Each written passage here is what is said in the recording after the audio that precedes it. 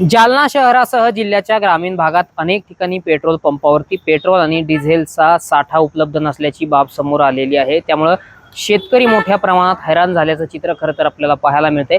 सध्या मी जालना शहरातल्या भाग्यनगर परिसरात असलेल्या एका पेट्रोल पंपावरती उभा आहे। आपण जर पाहिलं तर या पेट्रोल पंपावरती पेट्रोल आणि डिझेलचा साठा जो आहे तो पूर्णतः संपलेला आहे आणि हा साठा नेमका केव्हा येईल याबाबत कोणतीही माहिती समोर आलेली नाही। त्यामुळे आपण पाहू शकतो की आखाती देशामध्ये सुरू असलेल्या युद्धजन्य परिस्थितीमुळे मध्यंतरीच्या काळात देशावरती इंधन संकट निर्माण झालेलं होतं आणि तशीच परिस्थिती सद्यस्थितीला आपल्याला या पेट्रोल पंपावरती पाहायला मिळत आहे। पूर्णतः हा पेट्रोल पंप जो आहे तो बंद झालेला आहे आणि दुसरीकडे जर आपण पाहिलं तर जालना शहरातील प्रवासी वाहतूक करणारी ही जी रिक्षा आहे ती मागच्या 1 ते 1.5 तासांपासून या पेट्रोल पंपावरती आलेली आहे।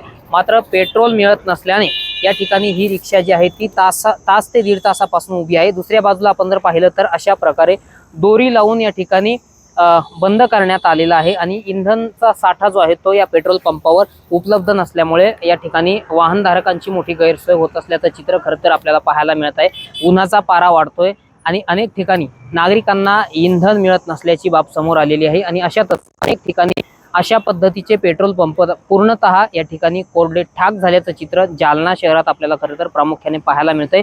हीच परिस्थिती ग्रामीण भागात सुद्धा अनेक ठिकाणी पाहायला मिळत आहे। मात्र ज्या ठिकाणी ज्या पेट्रोल पंपावरती इंधनाचा साठा उपलब्ध आहे अशा पेट्रोल पंपावर नागरिकांची मोठी गर्दी होत आहे। प्रामुख्याने आपण जर पाहिलं तर सध्या मे महिन्याचा शेवट आहे आणि शेवटीला खरीप हंगामातील पूर्व मशागतीची कामं शेतकऱ्यांकडून सुरू आहे आणि शेतकऱ्यांना इंधनाची सध्या मोठी आवश्यकता आहे। मात्र अनेक ठिकाणी इंधनाचा तुटवडा पाहायला मिळतोय तर काही ठिकाणी पेट्रोल पंप पूर्णतः कोरडे ठाक झाल्याचं चित्र पाहायला मिळतंय। त्यामुळे शेतकरी बांधवांना आता नाहक त्रास सहन करावा लागतो। त्यामुळे ही परिस्थिती आता नेमकी केव्हापर्यंत पूर्वपदावर येईल हे पाहणं महत्त्वाचं ठरणार आहे। रामनाथ ढाकणे, TV9 मराठी, जालना।